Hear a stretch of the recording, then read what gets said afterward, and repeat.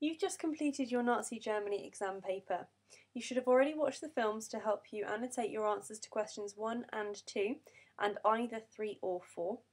The final part of the exam was answer either question 5, part A and B, or question 6, parts A and B, and this film was to help you review your answers to question 6. Remember, you're targeting areas for improvement as well as highlighting what you've done well to receive the mark that you have. Target grades A, B and C are in red, target grades D, E and F are in green. We're going to start off by looking at the 9-mark part A answer. This is a 9-mark question and it's the same style of answer as question 2. The question says describe the role of the SS in the years 1933 to 1945. We're still looking here for 2 PEA paragraphs. So point, evidence from your knowledge, and then analysis. Higher targets, please don't get caught out by the word describe. You must still explain. The examiner will not give the top level for this mark scheme if you haven't explained. We'll look at the analysis that the example candidate gives in a moment. 2 PEA paragraphs, answer that is focused on the question.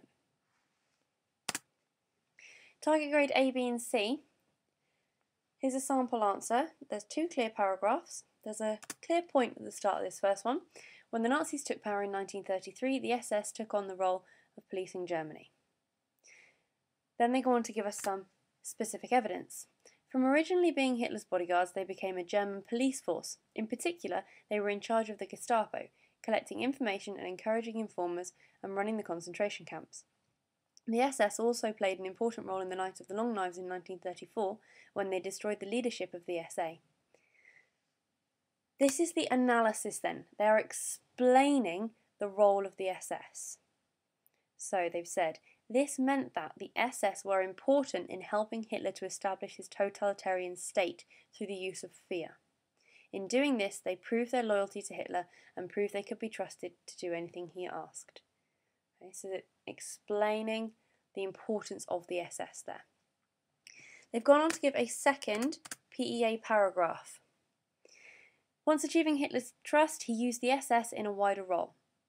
They were given a role in the army when war broke out in 1939 and were entrusted with Hitler's greatest secret, the final solution. When they were responsible for the identification, rounding up and extermination of 6 million Jews. This meant that their role expanded even further and the SS became responsible for actively trying to create the perfect Aryan state that Hitler wanted. So they're explaining what the role of the SS was, describing what they did in evidence, explaining that role in their analysis. You must go further than describing if you're going to get the top marks in this question. This will be a 9 out of 9 mark answer. Have a look at your own answer. What mark were you given? Why? What did you do well? What do you need to do to improve? Is this an area of weakness in your knowledge? If it is, you need to highlight it as a priority for your revision. The D, E and F target grade answer. When Hitler took control in 1933, the SS acted as his personal bodyguards. They helped to increase Hitler's power by arresting opponents and putting them into concentration camps. When Röhm and the SA became a threat to Hitler's power, the SS were used to remove their leaders. During the Night of the Long Knives, the SS shot 77 of the SA leaders and showed that they were very loyal to Hitler. The SS were also used to run the concentration camps. SS men rounded up Jews and took them to concentration camps. There they kept control and carried out the attempted extermination of the Jews. Special units of SS, the Einsatzgruppen, travelled through the new territory that the Nazis occupied and killed Jews in the new areas. This candidate has told the story of the SS, describe what they do in detail. The 2 paragraphs there show us a good range of knowledge, what the SA did in the early years of Hitler's control in the first paragraph and what they did in the later years in the second paragraph. So it's focused on the question and it gives a lot of detail, shows good knowledge. This will be about 5 out of 9 marks in the exam. So have a look at your own answer. What mark did you get? Why? What did you do well? What do you need to do next time to improve in the exam? Set yourself a target. Was this an area of weakness in your knowledge? If it was, highlight this as something you need to focus on in your revision. The final question, the 16-mark question. Quite a few people didn't leave enough time for this one in the exam. You need to make a note of that if that was you. Think about your timing, how long you're leaving for each question. The question you were asked, the Munich Beer Hall Putsch was a total failure for the Nazi Party. Do you agree? Explain your answer. So what are we looking for a 16-mark answer? They're usually to what extent or how far do you agree questions. As with the 12-mark question, question 3, question 4, you're given the bullet points. You do not have to use them. If there's something there you can't remember, you don't understand, you've not heard of, ignore it. If you want to use them to support your evidence, you can do. But you must expand upon them and you must use a lot of your own knowledge. Trust your own knowledge. Write about what you want to write about in answer to that question that is relevant. If it's different to the bullet points, that doesn't matter. Ignore them if you want to. You are looking for an introduction. What are you going to write in your essay? 3 or 4 PEA paragraphs. You must support and challenge the question. So, paragraphs that agree with the question, which are point, evidence, analysis, linked back to the question. Always go back to the question, check that you're answering it. And paragraphs that disagree with the question, which are also point, evidence, analysis. Go back to the question. Are you answering the question you've been given? In your conclusion, you need to try to reach a judgment that answers the question. They're normally to what extent or how far do you agree? So you need to use judgment words like I mostly agree, I largely agree, disagree, I mainly disagree or agree. Okay? And then you need to try to explain why you agree or disagree. Those of you with the higher target levels, you need to attempt to link your paragraphs together.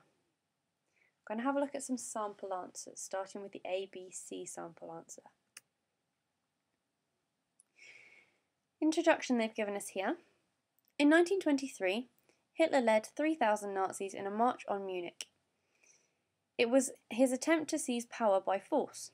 The Munich Putsch can be seen as a failure for Hitler because he went to prison and failed to gain control. However, it was not a total failure because Hitler had time to change his tactics and decided to gain power legally. In this essay, I will explain how far the putsch was a failure. They have given us their agreement with the question straight away. They've outlined how they're going to agree. So it can be seen as a failure because he went to prison. They've also said how they're going to challenge the question.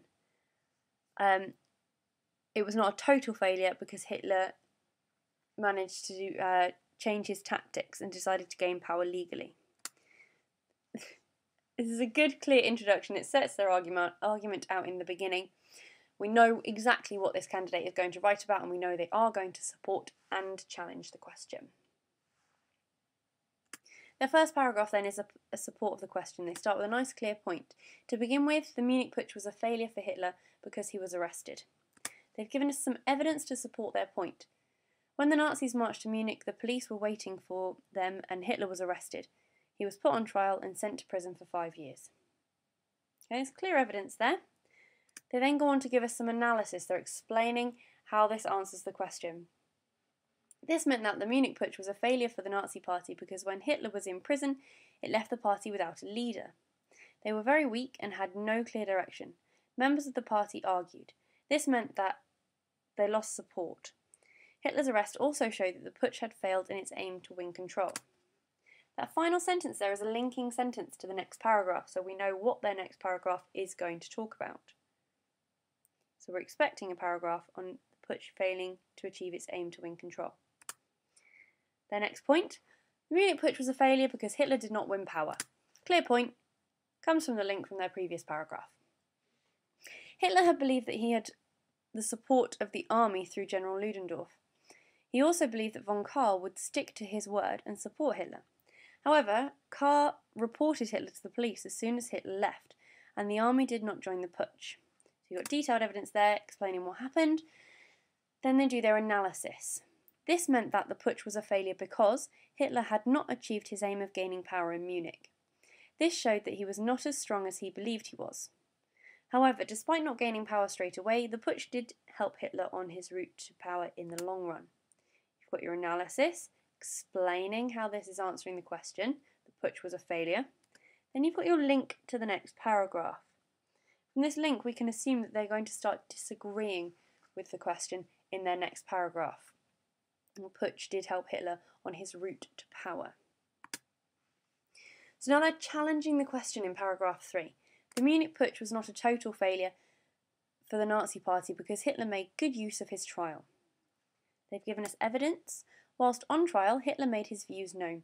He spoke for long periods of time during his trial, explaining what his and the Nazi Party's views were. Many newspapers reported on him favourably, and even the judge supported him.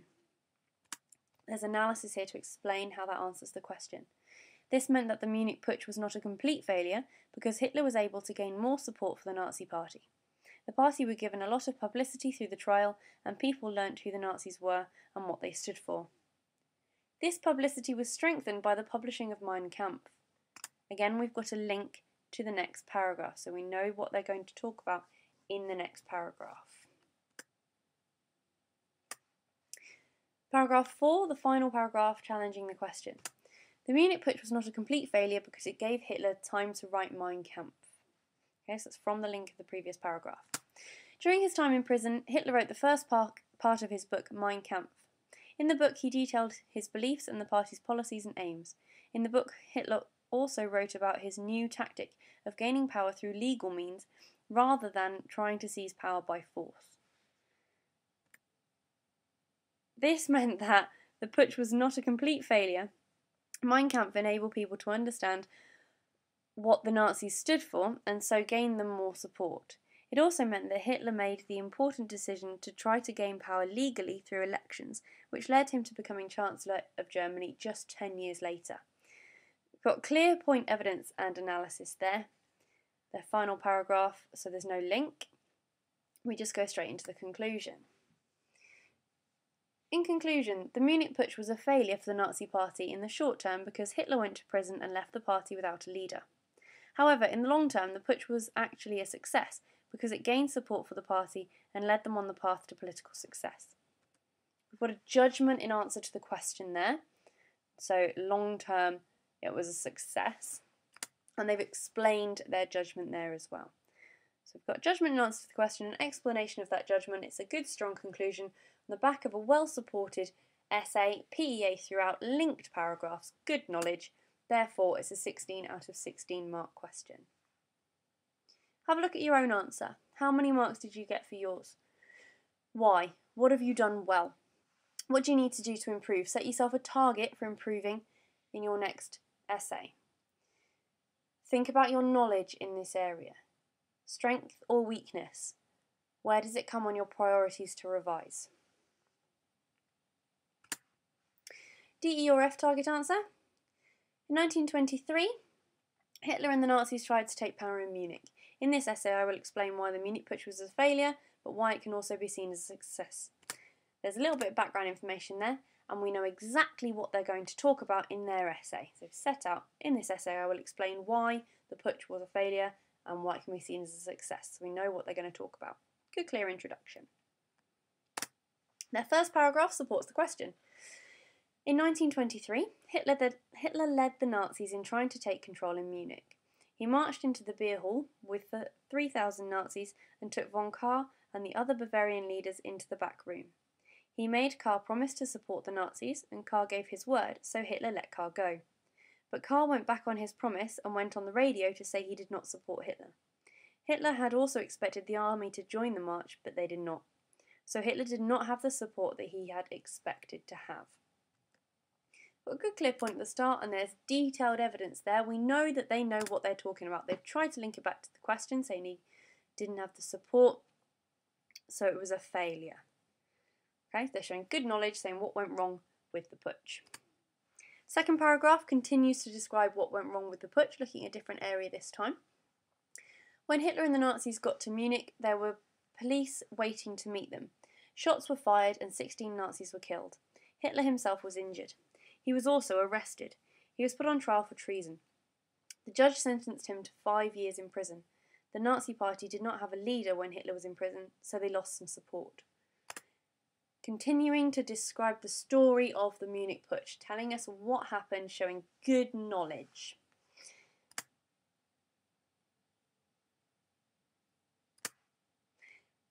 The final paragraph challenges the question, shows how the putsch can also be seen as a success.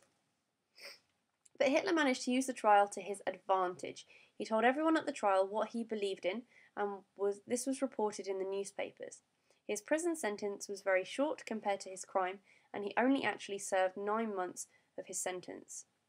Whilst he was in prison, Hitler wrote his book, Mein Kampf. He told people what he believed in, and decided that trying to fight their way into power was not going to work, so changed their tactics and tried to get voted in instead. Clear point at the start, and they've given us good, detailed information, telling the story of the Munich Putsch and showing that they know that story well. There's a lot of detail there. Okay, so it's clearly answering the question, describes the successes of the putsch this time in good detail. Then we've got their conclusion. In conclusion, the Munich Putsch was a failure for the Nazi Party because Hitler went to prison and 16 Nazis died, but it can also be seen as a success because Hitler told people his ideas and got more votes for his party. So they're showing both sides of the argument there and summarising what they have written in their essay. There's a good conclusion. They clearly know the story of the Munich Putsch in detail and they've described it really well, showing success and failure. So that's about 8 out of 16 marks for that answer. Have a look at your own answer. How well have you structured yours? Do you show good knowledge? Do you show success and failure? Have you got a conclusion and an introduction?